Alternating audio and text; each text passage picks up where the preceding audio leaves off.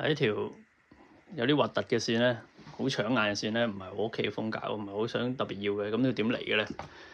咁佢就係網購嘛，呢個英國啊嘛。咁咧用咩 T 妹嗰啲咧，大陸運過嚟啦。咁佢最 concern 就係運費同埋時間啦，考慮啦。我哋 concern 嘅話，咁咧佢就會問你喎，你買一件嘢啦，跟住佢就問你，你仲要唔要加呢樣嘢？加嗰樣嘢好平喎，細細件嘅喎就。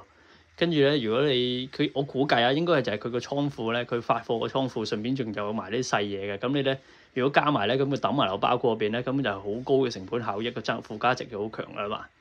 咁我就買呢條啦。咁我以前都有條類似嘅。咁其實呢啲，咁你買嘅時候咪睇下咯。都啱用喎。咁你要冇呢條3種線嘅，你舊嗰啲勁舊嗰啲 Type B 嘅都可以用啊嘛。Type C、Type B、Lightning，咁咪買件咯，加件咯。但係不過唔好喧賓奪主，你主要就係想買一樣嘢就買一樣嘢，好啦。